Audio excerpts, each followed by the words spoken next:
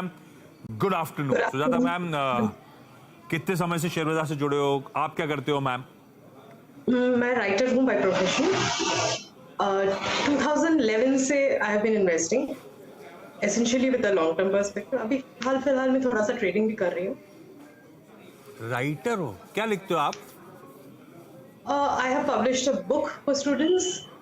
इसको छोड़कर मैं कई सारे कॉर्पोरेट्स के लिए कॉर्पोरेट स्टोरी टेलिंग, उनका ब्लॉगिंग, इन्वेस्टर अवेयरनेस, कई तरह के। अरे वाह, कूल। अच्छा सुजाता मैम, तो एक दशक से ज्यादा हो गया शेयर बाजार में, कैसा चल रहा है पोर्टफोलियो आपका?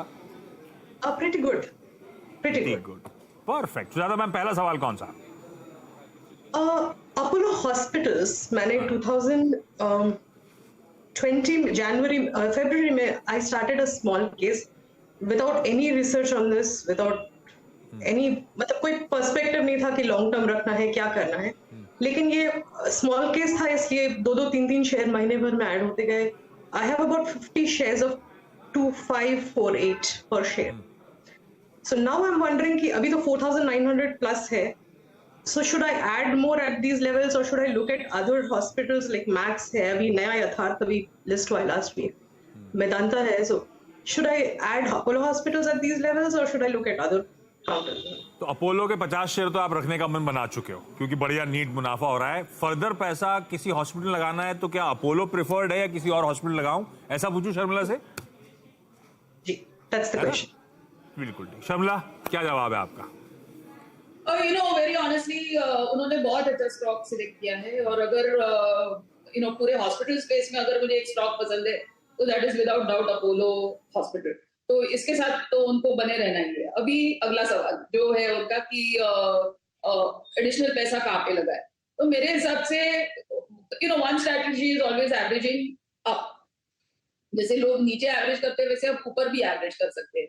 तो वो एक मार्केट हमेशा मान के चलता है कि बहुत अच्छी स्ट्रैटेजी हो सकती है और क्योंकि आपका इनिशियल बाइंग प्राइस इतना अच्छा है तो that could be one strategy. अगर आपको दूसरा नाम चाहिए ही तो आई थिंक मैक्स हेल्थकेयर एक ऐसा नाम हो सकता है जिसमें आप थोड़ा इन्वेस्टमेंट कर सकते हैं। But very honestly if you ask me, my bet would be really to average up rather than buy another stock.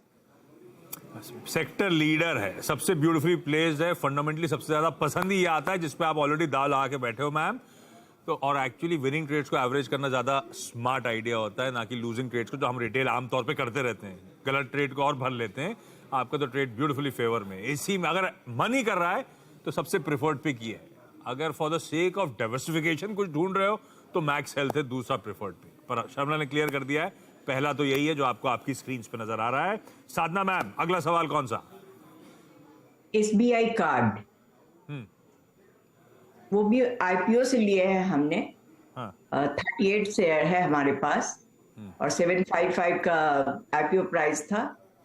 ऊपर नीचे ये होता रहता है तो क्या निकल जाना चाहिए ना, रखो इसे, अभी तो प्रॉफिट में है।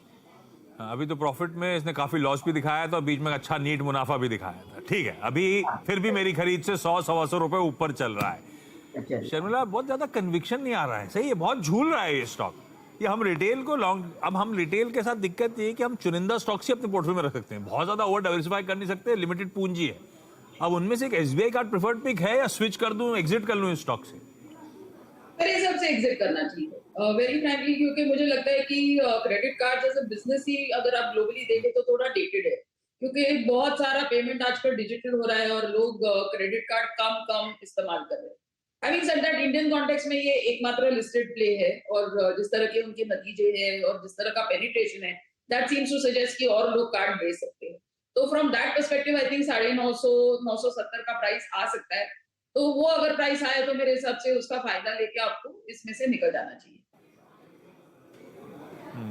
एग्जिट करना चाहिए, सही बात है, बहुत वोलेटाइल है ये। आपने सवाल भी उसी तरह से पूछा था, सही पूछ रहे थे आप, इससे एग्जिट करने का मन बनाओ साधना मैम। मैं क्विकली एक सवाल सबके और कंप्लीट करना चाहता हूँ। रानी मैम, अगला सवाल कौन सा? सर डीमार्ट है, इंडिया मार्ट लिया है सर मैंने। इंडिया मार्ट लिया है सर, उसकी एवरेज प्राइस है 2922 सर और क्वांटिटी है 154। 154। एवेन्यू सुपर मार्ट नहीं, आप प्लीज इंडिया मार्ट इंटरमेश दिखाओ। इंडिया मार्ट की बात कर रहे हो? जी सर, एवेन्यू सुपर मार्ट की? India mart. डॉक्टर साहब, इंडिया मार्ट दिखाओ प्लीज। और किस भाव पे लिया मैम, फिर से रिपीट करोगे? 2922 पे। 2922 मतलब बेसिकली 200 रुपए के आसपास मुनाफा हो रहा है, पकड़ लूं? सवाल क्या रखूं, जी सर। मुनाफा बांध लें या बने रहें, ऐसा पूछूं? नहीं सर, मुझे लॉन्ग टाइम के लिए रखना है ये, लॉन्ग टाइम के लिए। तो लॉन्ग टाइम के लिए है कैसा? इंडिया मार्ट इंटरमेश कैसा है शर्मिला जी, रखूं नहीं रखूं? मेरी बाइंग से ऊपर है, 200 और रुपीस का मुझे मुनाफा हो रहा है, लेकिन मेरा आइडिया लंबी अवधि का है, रखने लायक है क्या? यस, आई थिंक आप होल्ड कर सकते हैं। मेरा टारगेट 3300 का है।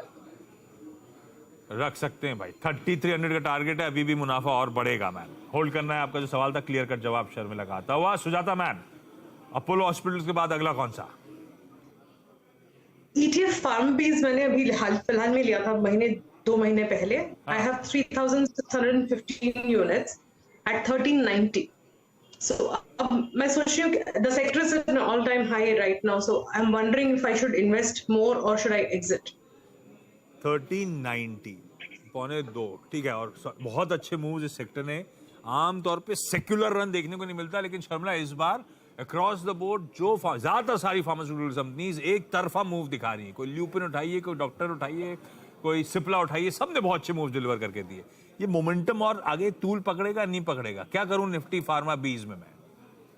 मेरे हिसाब से बने रहिए, क्योंकि जैसे कि आपने कहा कि एक सेक्युलर रन मेरे हिसाब से चालू हुआ है अभी फार्मा में 2 साल के बाद, क्योंकि जो कोविड का टेलविंड निकल गया उसके बाद ऐसे लग रहा था कि एक थोड़ा रेंज बाउंड हो गया था पूरा स्पेस, लेकिन अब जिस तरह से डेटा आ रहा है, जिस तरह के नतीजे आ रहे हैं, ये ठीक लग रहा है। तो मेरे हिसाब से anyway I think buying ETF is a very good strategy. तो और ये सेक्टर भी मुझे काफी अच्छा लग रहा है, तो मेरे हिसाब से डेफिनेटली बनेगा। इस नोट पर सबको थैंक करने का समय है। Rani ma'am, Sujata ma'am, Sadhana ma'am, thank you so much जुड़ने के लिए। Sadhana ma'am, thank you so much जागने के लिए।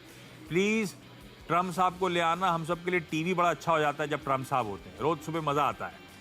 Sharmila, thank you so much जुड़ने के लिए, ब्यूटीफुली सारी क्वेरीज सॉल्व करने के लिए। क्विकली छोटा सा ब्रेक